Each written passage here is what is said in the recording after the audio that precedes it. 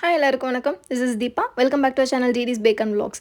இன்றைக்கி வந்து நம்ம சிறுதானியம் வச்சு இனிப்பு கொழுக்கட்டைகள் எல்லாம் என்னென்ன பண்ணலான்றதை பார்க்க போகிறோம்.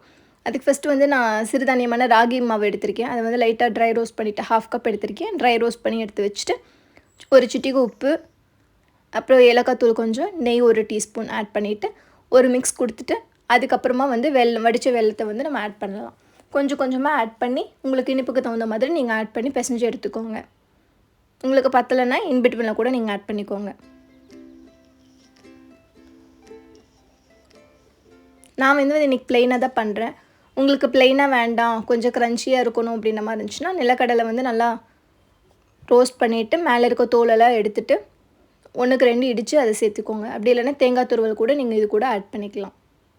பொட்டுக்கடலை ஆட் பண்ணலாம் தேங்காய் துருவலோட ஆட் பண்ணி இந்த மாதிரி இதோடவே நல்லா பிசைஞ்சு எடுத்து வச்சுக்கோங்க. இப்போ இதெல்லாமே வந்து இந்த மாதிரி பிடிச்சு எடுத்து இட்லி தட்டில் மாற்றிடலாம். இதே மாதிரி கம்பு மாவையும் வந்து நம்ம எடுத்து பிடிச்சு எடுத்து வச்சிடலாம்.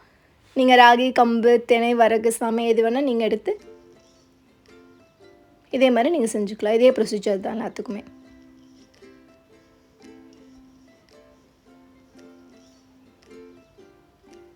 இதை வந்து ஒரு 1/4 மணி நேரம் வந்து ஒரு 10லேருந்து 1/4 மணி நேரம் வந்து நல்லா ஆவியில் வேக வச்சு எடுத்துக்கோங்க. 1/4 மணி நேரம் கழித்து நம்ம பார்க்கலாம்.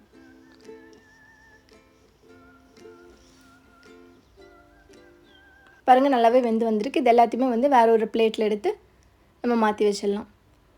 அவ்வளோதாங்க. சிறுதானியம் வச்சு இனிப்பு கொழுக்கட்டை, அதாவது வெல்லம் வந்து உள்ளே நம்ம ஆட் பண்ணி செஞ்ச கொழுக்கட்டை அவ்வளோதான் ரெடி. இப்போ அடுத்து வந்து நம்ம ராகி மாவு வச்சு பூரண கொழுக்கட்டை எப்படி பண்ணலான்றது பார்த்துடலாம். இது ரொம்ப டேஸ்ட்டாக இருக்கும். கன்ஃபார்மாக செம டேஸ்ட்டாக இருக்கும். ட்ரை பண்ணி பாருங்கள். இப்போ ஃபஸ்ட்டு வந்து அதுக்கு நெய் கொஞ்சம் விட்டுட்டு தேங்காய் துருவல் இருக்குல்ல அதை ஆட் பண்ணிக்கோங்க. அது மேலே இருக்க அந்த ப்ரௌன் இதெல்லாம் எடுத்துகிட்டு நீங்கள் சிரவி எடுத்துக்கோங்க. அப்புறம் வெல்லம் வந்து கொஞ்சமாக ஆட் பண்ணி ஒரு மிக்ஸ் கொடுத்துக்கோங்க. இன்றைக்கி வந்து நான் கடலப்பருப்பு வச்சு பண்ண போகிறேன். அதை வந்து ஒரு நல்லா கழுவிட்டு ஒரு 5லேருந்து 6 விசில் வந்து நல்லா கொலைய வேக எடுத்து எடுத்துக்கோங்க. அப்புறம் நல்லா மசிச்சு எடுத்துட்டிங்க அப்படின்னா உங்களுக்கு நல்லா பேஸ்ட் மாதிரி வந்துடும். இப்போ அதுக்கு முன்னாடி வந்து நம்ம ஒரு சிட்டிகை உப்பு, அப்புறம் ஏலக்காய் தூள் கொஞ்சம் போட்டு ஆட் பண்ணிவிட்டு அதுக்கப்புறம் இந்த கடலப்பருப்பு நம்ம வேக வச்சு வச்சுருக்கோம் இல்லையா, அதை வந்து ஆட் பண்ணி எல்லாத்துக்கும் கூட மிக்ஸ் பண்ணுற மாதிரி நல்லா மிக்ஸ் பண்ணி எடுத்துக்கலாம். உங்களுக்கு இனிப்பு பத்தலை அப்படின்னா நீங்கள் வெல்லம் கூட நீங்கள் இடையில ஆட் பண்ணிக்கலாம். இது கடலப்பருப்பு போட்டு நம்ம பண்ணுறதுனால டேஸ்ட் வந்து சீரியஸாக செம்ம டேஸ்டியாக இருக்கும். கண்டிப்பாக ட்ரை பண்ணி பாருங்கள். குழந்தைங்களுக்கு கொடுங்க. அதுவும் தினை மாவு வச்சு நம்ம பண்ணுறோம், வெல்லம் வச்சு பண்ணுறோம். ஸோ எல்லாமே வந்து உங்களுக்கு ஹெல்தி இதுதான். அதனால் தாராளமாக குழந்தைங்களுக்கு நீங்கள் கொடுக்கலாம். இப்போ அதே மாதிரி 1/2 கப் ராகி மாவு வறுத்து எடுத்து வச்சுட்டு அது கூட வேணும்னா உப்பு ஆட் பண்ணிக்கோங்க. இல்லை நீங்கள் அங்கே ஆட் பண்ணிட்டீங்க அப்படின்னா இங்கே ஆட் பண்ண வேண்டாம். அப்புறம் நல்லா சூடாக இருக்க தண்ணி வந்து ஆட் பண்ணி நம்ம நார்மலாக கொழுக்கட்டைக்கு நம்ம பிசைவோம் இல்லையா, அதே மாதிரி நல்லா சூடு தண்ணி வந்து ஊற்றி இது பண்ணுங்கள். உங்களுக்கு சூடு பொறுக்க முடியல அப்படின்னா ஸ்பூன் வச்சு கூட நீங்கள் பிசைஞ்சு எடுத்துக்கோங்க. இப்போ வந்து என்கிட்ட பட்டர் பேப்பர் இருக்குன்றனால இந்த பட்டர் பேப்பர் போட்டு இந்த மாதிரி நல்லா ரோல் பண்ணி எடுக்கிறேன். உங்கள்கிட்ட பட்டர் பேப்பர் இல்லைனாலும் ப்ராப்ளம் இல்லை. நம்ம எண்ணெய் கவர் இருக்கு இல்லையா, எண்ணெய் கவரில் கூட 2ஆக கட் பண்ணிவிட்டு நம்ம உள்ளே வந்து ஒரு பக்கம் இதை வச்சுட்டு இன்னொரு பக்கம் மேலாப்பில் இன்னொரு சைடு வச்சு நீங்கள் தேய்ச்சி எடுத்துக்கலாம். இல்லை வாழை இலையில் கூட நீங்கள் எண்ணெயோ நெய்யோ தடவி கூட நீங்கள் பண்ணிக்கலாம். இப்போ இதை வந்து ஒரு எண்ட்லேருந்து இன்னொரு எண்டு நம்ம எடுத்து விடுறோம். எடுத்து விட்டுட்டு லைட்டாக விரலால் வச்சு ஒரு ப்ரெஸ் கொடுங்க எல்லா பக்கமும். அது ஒன்றோட ஒன்று நல்லா எப்படி சொல்கிறது, நல்லா பைண்ட் ஆகிறதுக்காக தான், பிரிஞ்சு வராமல் இருக்கிறதுக்காக. இல்லை ஃபோக் இருக்கு இல்லையா, ஃபோக் வச்சு நீங்கள் டிசைன் கொடுக்கலாம். டூத் பிக் ஸ்டிக் உங்ககிட்ட உங்கள் கண்ணு முன்னாடி என்ன இருக்கோ நீங்கள் அதை வச்சு இன்னும் வேணால் நீங்கள் டிசைன் கொடுத்துக்கலாம். இதே மாதிரி வந்து நம்ம மற்றத்தையும் வந்து நம்ம ஷேப் பண்ணி எடுத்துக்கலாம். ஆஸ் யூஷுவல் இதையுமே வந்து ஒரு 1/4 மணி நேரம் வந்து நல்லா ஆவியில் வேக வச்சு எடுத்துக்கிட்டால் நமக்கு போதும். ஒரு 1/4 மணி நேரம் அப்படியே இருக்கட்டும். தண்ணி வந்து நல்லா இட்லி பாத்திரத்தில் கொதிச்சதுக்கப்புறம் ஆட் பண்ணுங்கள். அப்போ தான் வந்து உங்களுக்கு கரெக்டாக இருக்கும்.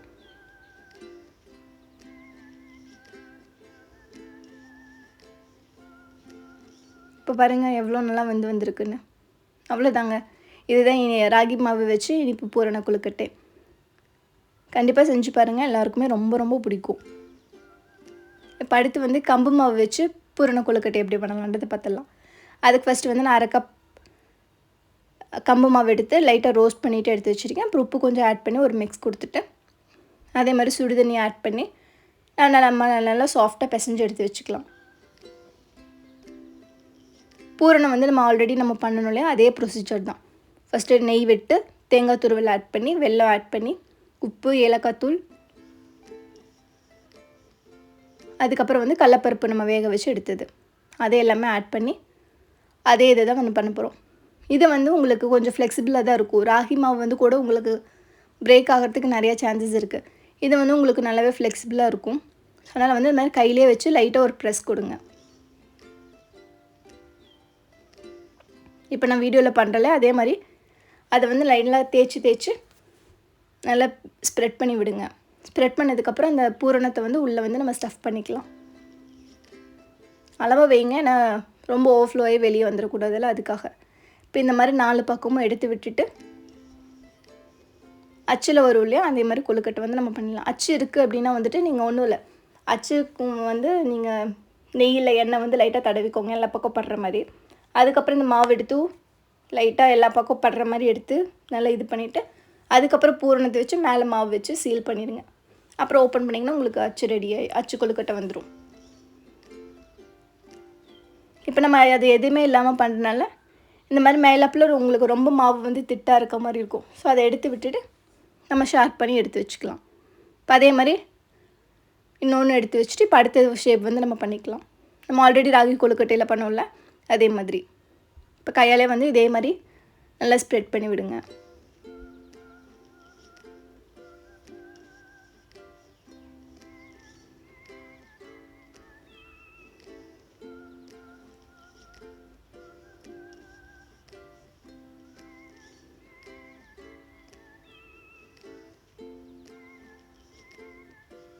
ஸ்ப்ரெட் பண்ணி முடிச்சதுக்கப்புறம் இந்த பூரணம் வந்து கொஞ்சமாக ஆட் பண்ணிக்கோங்க.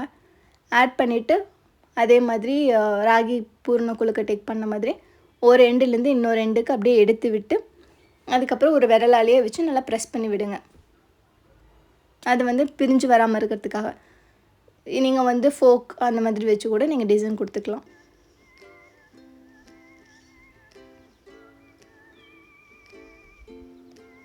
நீங்கள் இதில் செஞ்சு கொடுத்து பாருங்களேன். உங்கள் குழந்தைங்க ஆகட்டும், உங்கள் ஹஸ்பண்ட் ஆகட்டும், வீட்டில் இருக்கவங்க யாருமே நம்ப மாட்டாங்க கம்பு மாவில் தான் செஞ்சீங்கன்னு சொல்லிட்டு. அவ்வளோ டேஸ்ட்டாக இருக்கும், ரொம்ப ஹெல்த்தியாகவும் இருக்கும். கண்டிப்பாக செஞ்சு கொடுத்து பாருங்கள், அவங்க எல்லாருக்குமே ரொம்ப ரொம்ப பிடிக்கும். என்னடா ராகிக்கும் இதே தான் சொன்னேன்னு சொல்லிட்டு, பட் இது வந்து ராகி விட ஒரு பங்கு மேலே, அதை விட இது டேஸ்ட்டாக இருக்கும். இப்போ இதெல்லாமே வந்து சேம் அதே மாதிரி ஒரு 10லேருந்து 15 நிமிஷம் வந்து நல்லா வேக வச்சு எடுத்துக்கோங்க.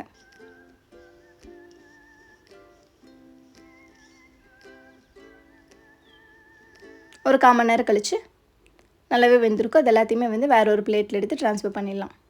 அவ்வளோதாங்க, நல்லா டேஸ்டியான கம்பு பூரண கொழுக்கட்டை ரெடி. அடுத்து வந்து கம்பு மாவு வச்சு பால் கொழுக்கட்டை எப்படி பண்ணலான்றது பார்த்துடலாம்.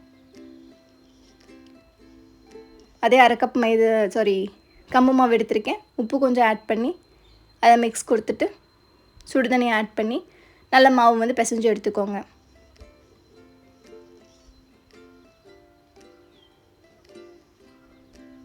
தண்ணி சுடுது, அதனால தான் கை வந்து கொஞ்சம் இது பண்ணிகிட்ருக்கேன், எடுத்து விட்டுட்டுருக்கேன்.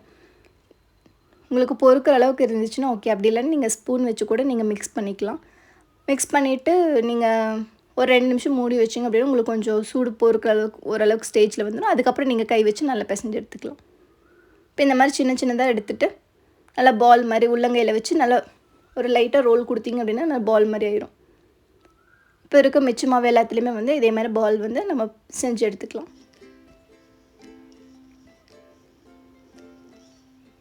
இப்போ இதெல்லாமே வந்து ஒரு 10லேருந்து 15 நிமிஷம் ஆவியில் நல்லா வேக வச்சு எடுத்துக்கோங்க.